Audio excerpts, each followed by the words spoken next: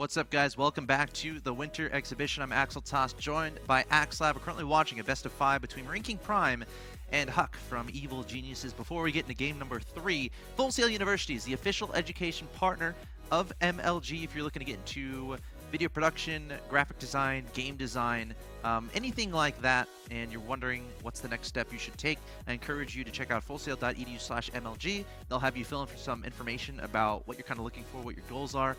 Then they'll send some information back at you, and then y'all can see if you sync up and if that would be a good plan for you as you continue your educational career and in the gaming industry.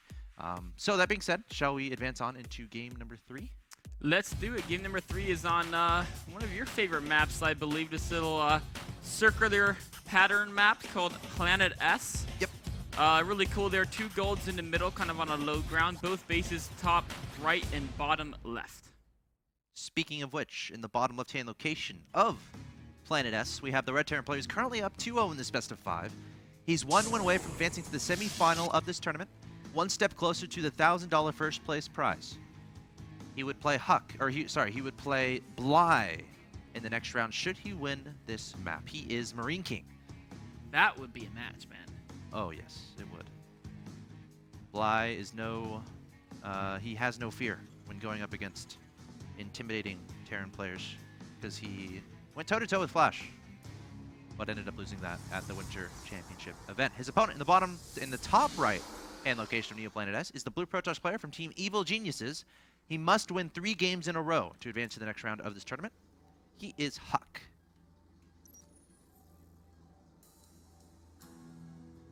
So, is Huck gonna do anything crazy this game?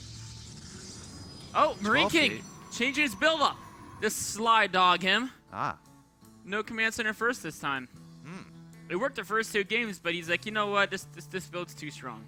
If I win too much with it, you know, Blizzard might nerf command centers. Yeah. So he's like, all right, let's do a different. Oh, look at that gas. You know, Planet S is a smaller map too. You know, one thing though I can say. Let's say MarineKing walls off and Huck can't get into the main, right? I mean, let's just assume that happens. Yes. All right. That barracks is weirdly placed. Yeah, there's a space between that and a depot, so it's probably not gonna happen. But let's just say that happened. Okay. Normally, you wouldn't know what your opponent's doing. Right. They could be getting gas. They could be going 1 barracks gas to expand. There's a lot of options. But if you know MarineKing, and Huck is a very diligent worker, he knows his opponents every time he goes up in a match. Actually, that barracks might be correct. No, I think it's 1 too low. I refuse to believe that is correct. It's 1 too low. But knowing MarineKing, like MarineKing pretty much always goes like command center first or aggression. Like, yeah, MarineKing, his Marine almost walked back the other way there. He's just checking it out. Of course, the Marine's there, and Probe can't get past that anyway as long as it's properly controlled. So not a big deal in this case. And it's not like misplacing a gateway. Like, you can lift the barracks off and replace it. Oh, that's true, yeah. But in fact, he's actually probably going to move the barracks yeah. eventually anyway. Yeah, but that does cut into, obviously, production. It's true. The first Zealot is going to be the initial scout walking across the map. And this is actually where it could matter. Although MarineKing's going to have a Reaper, so that can help poke at that Zealot. Factory being built as well, so that factory could be used to go straight to Starport, or it could be being. Oh, there's a Reaper. And Huck did not see the Reaper. He did not. He will see the factory, which is going to be really nice. Seeing the factory is just, it tells him exactly what's going on. Reactor and factory. Okay. He's probably, most likely, he's going to react around Marines. He's going to build Widow Mines, and then potentially even add a Starport later and attack like that. Or it could be Marine Hellion and Medevac. It's going to be something with Marines plus factory units being thrown out aggression.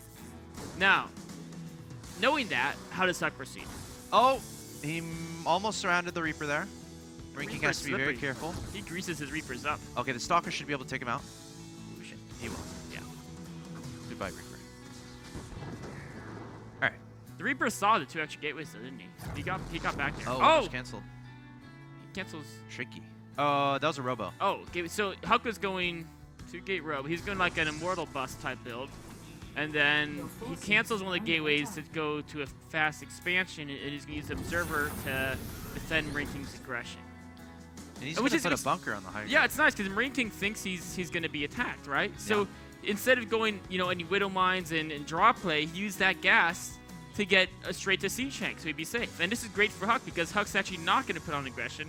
And MarineKing's investing all this defensive play, right? I mean, the Sea Chank's a very defensive unit. Of course, it can be used offensively later on, but it can't harass, right? Huck doesn't have to worry about tank drop. I mean, it's not Brood War, so it's not going to blow up all your probes that fast.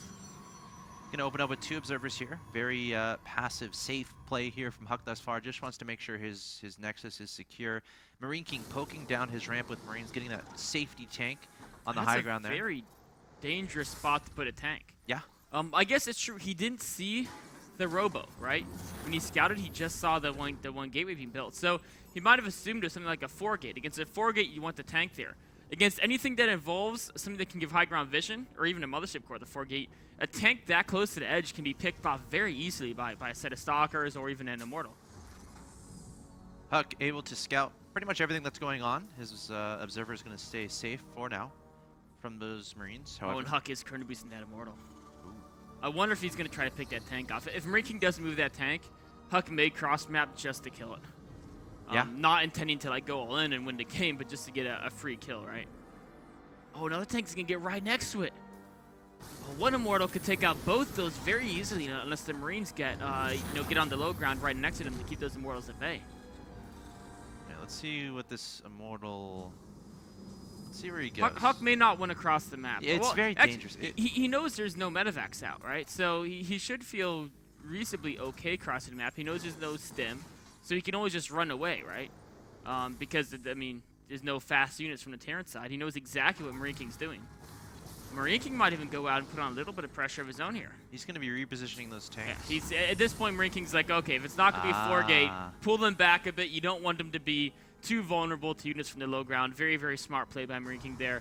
I think what's happening is he suspected it might be a pure gateway aggression really early on, and he wanted to have them on the edge because he didn't think there'd be high ground vision. But now he's transitioning into, more of a standard game. 3rd command center is coming up now. He's working on the starport as well, reactors, all 4 gases. So expect to see some upgrades soon. Going to be switching over those barracks to those reactors. So definitely going to be able to make a lot of Marines. And he should be going into medevac production fairly soon as he switches that starport over to that reactor. There's the 2 engineering bays you were talking about. 3rd orbital command about to finish up. Meanwhile, Huck is going into Colossi. The robotics bay is about 80% of the way from finishing. So he's going for that more power composition with the Colossus. Of course, those are going to be very important units. They're going to be the staple of Huck's composition as he goes forward here. Of course, they are, and one thing that's important to note is MarineKing's medevacs are about a minute later than like your standard medevac play because he delayed his starport for quite a while, getting the stim and the tanks out first and everything. So what that means is that MarineKing's gonna have a hard time getting the Viking count to deal with the Colossi, as well as having a decent medevac count now. He's gonna have to have very tough choices on what to produce with that starport. And that's going to put Huck in a position where he could potentially abuse that. He could either see, okay, he's making a lot of Vikings, drop play isn't much of an option because he doesn't have the medevac count. Or he has a lot of medevacs, I can push him around in a battle because his Viking count is low. All right, MarineKing approaching his opponent's side of the map. Huck is going to be able to spot this with this observer. Sees that troop of Marine marauders and tanks. The medevacs coming forward as well. Huck trying to spread out, get himself a concave. The Colossus is just now joining in on the fun from the high ground there. He's going to come forward. MarineKing is going to get time warped by the mothership core. The tanks are close together, so the Zealots can close the distance quite fast. And just like that, Huck able to do a decent amount of damage to the Colossus, raining havoc from above. And MarineKing, though, still has a lot of supply. 98 to 64, so still a lot of bio. Huck is going to back up for now. He does. Of course, Huck lost that meaty front ground units. Huck would have been in big trouble there if it wasn't for those time warps. MarineKing just stemmed in, ran into Huck's army, picked off that Colossus, and taken out the rest of the units in short order. But those time warps kept MarineKing back, and MarineKing tried to advance into those. Huck could have stutter stepped backwards and picked out those Marines very easily. But going forward now, Huck's going to be happy in the way he killed the siege tanks. But I think MarineKing's going to be happy as well. There's no more sentries. There's no more mothership core. And while he lost the siege tanks, going forward, his bio army is going to be looking to trade very, very well as long as he can fight in the open. Huck doesn't have a massive zealot count to tank, and he doesn't have those force fields to keep the bio at bay either. Huck only had 44 probes to his opponent's 67 SCVs. That's rough. MarineKing is also on 3 bases, and he has been for a little bit. 3 orbital commands, which means plenty of mule potential. And we're seeing the income difference here MarineKing over double his opponent's income at this point in time. So that can get very scary indeed as this game goes forward. 2-2 is on the way from MarineKing as well, continuing to extend that supply advantage, now at 141 to 82 at that advantage. There's one thing that can definitely equalize this game. It's going to be Psystorm. Huck is researching that right now. Of course, MarineKing, very interestingly, is not using any Vikings. He knows Huck has Colossi, but I think he suspects that Huck's doing exactly what he is doing. He's not getting Colossus range. He's not going for multiple Colossi to stay with a single Colossus, and he's switching to Templar. So MarineKing's like, you know what? If he's just going to stay one no-range Colossus, I'm not even going to build any Vikings. There's no reason. That Colossus was 6 range. It'll die to Marauders very easily. It won't do too much. I just got to focus on the units and try to hit a timing right before Storm completes. It's exactly what he's doing. 20 seconds, excuse me, until Storm completes. Can Huck by the time he needs? Gosh, this is like a perfect timing for MarineKing if he hits right now, but Storm is about to finish up. Yes, it will end up finishing up here for Huck. There are 2 High Templars here as well. No Ghosts in this composition for MarineKing. He's going straight to that third base, stimming up everything. He's going to target that down, and he can just either pick up and run, or he can just run out the back ramp. Stalker's chasing down the Medivacs, but they're going to get out without too much of a problem. Using the Ignite Afterburner's ability to get safe, MarineKing is now working on the Ghost Academy, as well as building up a factory so we can add in additional starports as the game goes on. MarineKing also has a ton of barracks that have just finished. That third base is really kicking into gear now.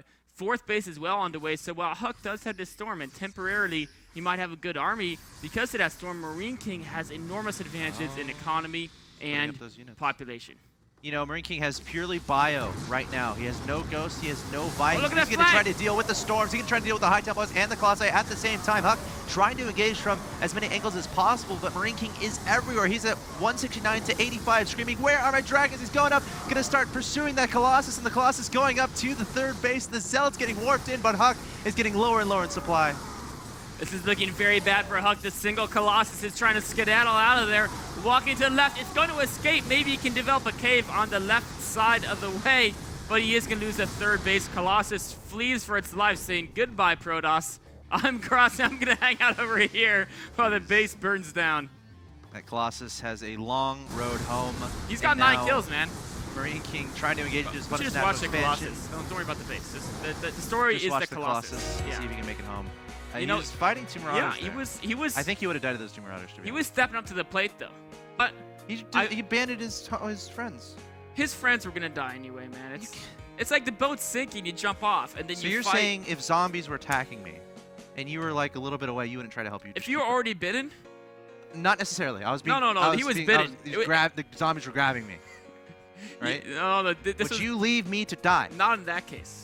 But this case, I think everything was bidden. It was done. It was done for. He had to go and fight zombies in a different section of the map. What if you were moments away from finding a cure? Then I might. Maybe he was looking for a cure in the top left of the map. Maybe he was. I think he was going to die anyway. Anyway, MarineKing takes the 3-0 victory over Huck. Very nicely played indeed. He will advance on to the semifinal. Let's look at the updated bracket. MarineKing is going to play Bly in the semifinal number 1.